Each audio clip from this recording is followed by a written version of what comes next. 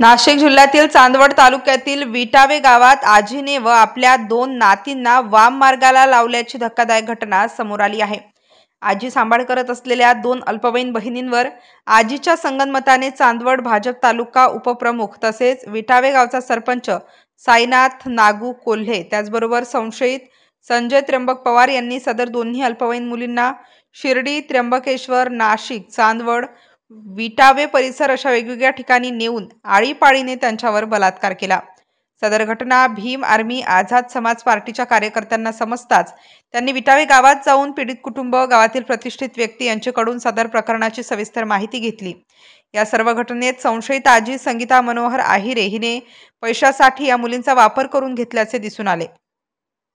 सदर घटना पुरोगामी महाराष्ट्रासाठी अत्यंत लाजिरवाणी।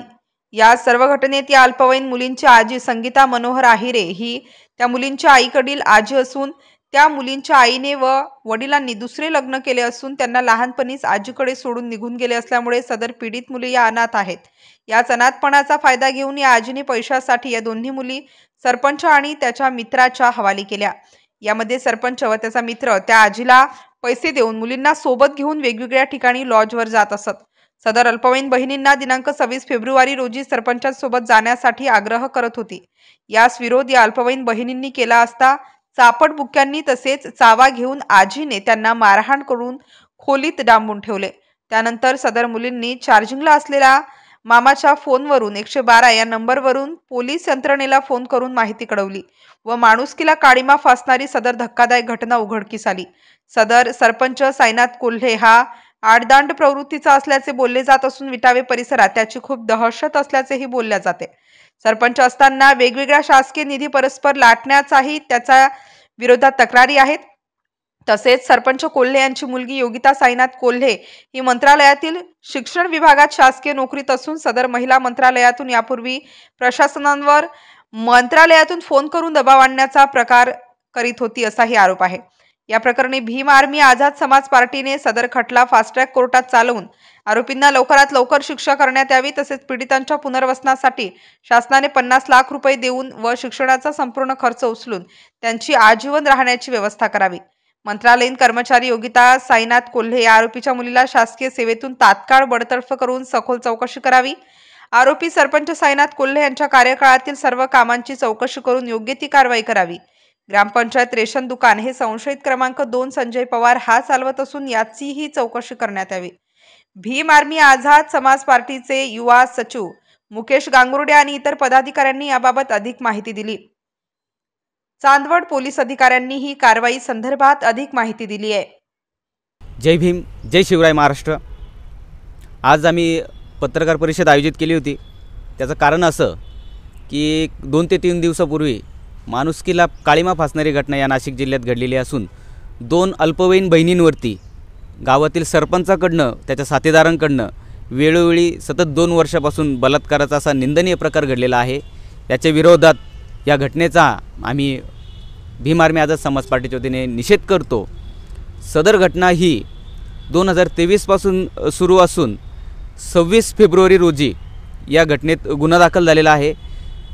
सदर मुलींना त्यांच्या आजीनेच संगनमताने या सरपंचाकडे घेऊन जात होती वेगवेगळ्या ठिकाणी लॉजवर त्या आणि बलात्कारासारखा प्रकार करून घेत होती आणि त्या बदल्यात पैसे मिळत होती। या आजीने 26 तारखेलाही त्यांना घेऊन जाण्याचा प्रयत्न केला पण मुलींनी त्या वेदना असह्य झाल्यामुळे विरोध केला आणि त्या आजीने त्या मुलींना एका रूममध्ये कोंडून ठेवल्यानंतर त्या मुलींनी घरातील असलेल्या एका मोबाईलवरनं 112वर कॉल करून पोलीस यंत्रणेला माहिती दिली। त्यानंतर पोलीस यंत्रणेने या घटनेची दखल घेऊन सदर आरोपींवरती बलात्काराचे गुन्हे दाखल केलेले आहेत आणि आरोपींना अटक केलेली आहे। आम्ही गावामध्ये त्यानंतर पोलीस प्रशासनाकडे जाऊन काल भेट दिली असता आम्हाला अशी माहिती मिळाली की तो जो सरपंच आहे तो भाजपचा तालुका उपाध्यक्ष असून त्याची पंचक्रोशीत दहशत आहे आणि त्या दहशतीखाली या 2 मुलींना त्यांनी 2 वर्षापासून बलात्कारासारखे त्यांच्यासोबत प्रकार घडून आलेले अतिशय निंदनीय अशी घटना आहे। तो जो सरपंच आहे त्या सरपंचाची मुलगी ही मंत्रालयीन कर्मचारी आहे। या प्रकरणात व याच्या आधीच्याही वेगवेगळ्या प्रकरणांमध्ये या मुलीने मंत्रालयातून फोन करून तेथील स्थानिक प्रशासनावर दबाव आणण्याचा प्रयत्न केलेला आहे। आमची अशीच मागणी आहे की सदर आरोपी साईनाथ नागू कोल्हे संजय त्र्यंबक पवार आणि संगीता मनोहर आहिरे या तिघही आरोपींना हा जो खटला आहे हा फास्ट ट्रॅक कोर्टात चालवून त्यांच्यावर फाशीची शिक्षा करण्यात यावी। त्याचबरोबर त्या ज्या मुली आहेत त्यांना आई आणि वडील नाही आहे, त्या अनाथ मुली आहे आणि घरातूनच आजीनेच संगनमत करून हा प्रकार घडवला असल्याकारणाने त्या मुली आज बेघर आहेत, अनाथ आहेत। तर आम्ही सर्वांना आवाहन करतो की त्या मुलींच्या मदतीसाठी वेगवेगळ्या सामाजिक संस्था असतील त्यांनी पुढे यावे, पुढाकार घ्यावा आणि त्यांचं पुढील शिक्षण संगोपन करावं। आम्हीही ती जबाबदारी घेतलेली आहे। त्या ज्या दोन अल्पवयीन मुली आहे, एक 9वीमध्ये शिक्षण घेत आहे, एक 11वीमध्ये शिक्षण घेत आहे, त्या मुलींच्या पुनर्वसनासाठी आम्ही या महाराष्ट्र शासनाकडे मागणी करतो। देणार तर नाही याची आम्हाला खात्री आहे, परंतु आम्ही ते हिसकावून घेऊ या शासनाकडे आम्ही मागणी करतो की त्या मुलींच्या संगोपनासाठी, शिक्षणासाठी, त्यांच्या पुनर्वसनासाठी या शासनाने 50 लाख रुपये आर्थिक मदत तसेच त्यांच्या शिक्षणाचा खर्च आणि त्यांची आजीवन राहण्याची व्यवस्था ह्या शासनाने करावी अशी आम्ही मागणी करतो। तसेच त्या सरपंचाचे जे काही काळे कारनामे असतील याची सखोल चौकशी करून त्यातही कारवाई करण्यात यावी, त्याच्या मुलीवरही कारवाई करण्यात यावी। त्याच्या मुलीला मंत्रालयातून ते कर्मचारी असल्याकारणाने तिला बडतर्फ करून तिची चौकशी करण्यात यावी अशी आमची जाहीरपणे मागणी आहे। आमच्या मागण्या मान्य न झाल्यास भीम आर्मी आझाद समाज पार्टीच्या वतीने संपूर्ण महाराष्ट्रभर आंदोलन छेडण्यात येईल। त्याचबरोबर हा प्रकार, ही घटना आम्ही भाई चंद्रशेखर आझाद यांच्यापर्यंत पोहोचवलेली असून भाई चंद्रशेखर आझाद लवकरच नाशिकमध्ये त्या पीडित मुलींची भेट घेण्यासाठी येणार आहेत आणि या शासनाने तात्काळ दखल न घेतल्यास आम्ही येत्या 2 ते 3 दिवसामध्ये या नाशिक जिल्ह्यात किंवा चांदोडमध्ये एका मोर्चाचं आयोजन करीत आहोत। आम्ही समाज बांधवांना आपल्या समाजाच्या लेकींसाठी आपल्या त्या लेकींमध्ये आपली लेक समजून या रस्त्यावर उतरून या शासनाकडनं आपल्या मागण्या पूर्ण करून घ्यायच्या आहे आणि त्या 2 अल्पवयीन मुलींना, त्या बहिणींना आपल्याला न्याय मिळवून देण्यासाठी आपण 2 ते 4 दिवसामध्ये एक मोर्चाचं आयोजन करतो आहे।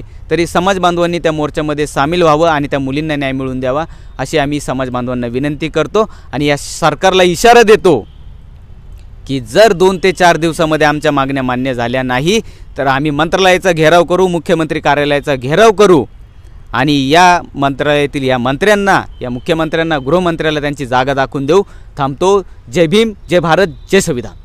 याच्यामध्ये 2 अल्पवयीन मुली आहेत आणि अल्पवयीन मुली असल्यामुळे त्याच्यामध्ये पोक्सोचा गुन्हा दाखल केलेला आहे आपण। 2023 ची घटना आहे। त्याच्यामध्ये प्राइम ऑफिसी एक 3 आरोपी त्याच्यामध्ये निष्पन्न होतात।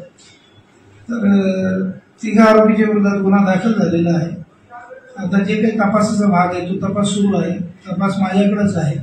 याच्यामध्ये आरोपी वगैरे अटक करून उद्या कोर्टापुढे आम्ही सादर करू। आरोपीचा पोलीस कस्टडी रिमांड घेतला जाईल आणि त्या रिमांडमध्ये त्याच्यानंतर जो काही तपासाचा भाग असेल तो पूर्ण करण्यात येईल आणि पूर्ण तपास झाल्यानंतर कोर्टामध्ये जेवढे काही आरोपी निष्पन्न होतील त्या सर्व आरोपींच्या विरोधामध्ये दोषारोपपत्र सादर करण्यात येईल। आता ह्या ज्या मुली आहेत, या मुली दोघही अल्पवयीन आहेत आणि ही घटना जी आहे ही 2023 ची घटना आहे। त्या मुली अनुसूचित जाती जमातीचा जो कायदा आहे, अॅट्रॉसिटी कायदा, त्या कायदा म्हणजे अॅट्रॉसिटी कायदा प्लस पॉक्सो असं दोघं याच्यामध्ये कलम लागलेले आहे। नॉन अवेलेबल सेक्शन आहे आणि त्या अनुषंगाने जी काही काळजी घ्यायला पाहिजे किंवा जे काही तपासामध्ये आवश्यक आहे, कायद्याला अभिप्रेत आहे। स्टार न्यूज साठी संजय जाधव, चांदवड।